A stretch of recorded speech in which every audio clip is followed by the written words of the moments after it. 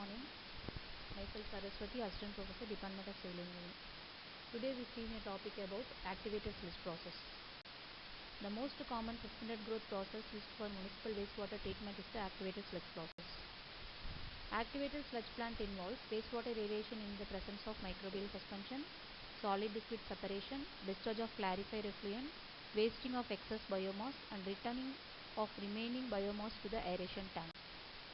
The process of activated sludge process are: the process involves air or oxygen being introduced into a mixture of primary treated or secondary sewage or industrial wastewater combined with organisms to develop a biological floc which reduces the organic content of sewage.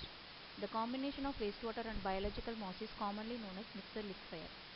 In all activated sludge plants, once the wastewater has received sufficient treatment, excess mixer liquid is discharged into the settling tanks and the treated supernatant is run off to undergo further treatment before discharge. The flow diagram represents the activated sludge wastewater treatment chart. This is primary treatment, primary clarifier, wastewater effluent, primary sludge, and aeration tank, secondary clarifier. These are the recycling of activated sludge, disinfection, waste activated sludge to sludge treatment disposal. This is primary sludge. Finally, nitrified secondary effluent.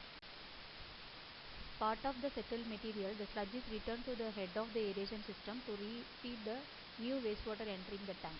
This fraction of the floc is called return activated sludge. The excess sludge is called surplus activated sludge or waste activated sludge. The surplus activated sludge is removed from the treatment process to keep the ratio of biomass to food supplied in the wastewater in balance. Then SAS is stored in sludge tank and is further treated by digestion, either under anaerobic or aerobic conditions prior to disposal. The advantages: diverse can be used for one household of a huge plant, reverse organics, oxidation and nitrification achieved, biological nitrification without adding chemicals, biological phosphorus removal, solid liquid separation, stabilization of sludge, capable of removing 97% of suspended solids, most widely used wastewater treatment process.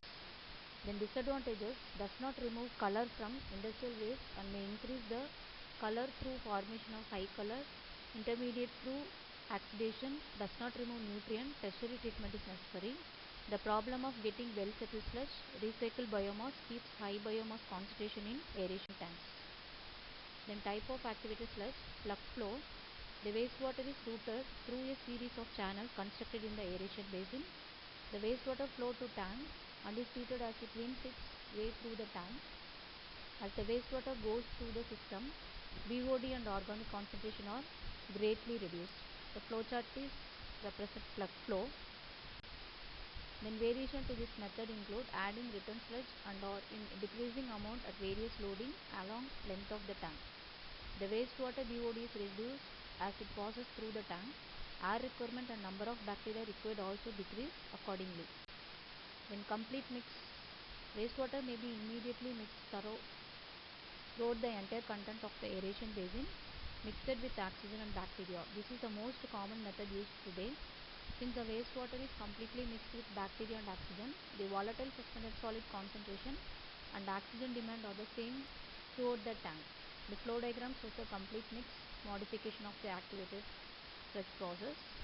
The effluent, return sludge, waste sludge, aeration basin, clarifier. Then design consideration: the quality or characteristics of raw wastewater to be treated, the desired quality or characteristics of effluent or treated wastewater, the type of reactor that will be used, volumetric and organic loading that will be applied to the reactor, the amount of oxygen required, and the aeration system will provide to supply oxygen and to support mixing, the quantity of sludge that will be generated and wasted for its further management. And besides this, nutrient requirement of microbes, environmental conditions under which plant operated. Then design steps: the volume or dimensions of the aeration tank, amount of oxygen required and power needed for aeration, quantity of sludge that will be produced for particular waste and treatment conditions, volume and dimensions of second settling tank.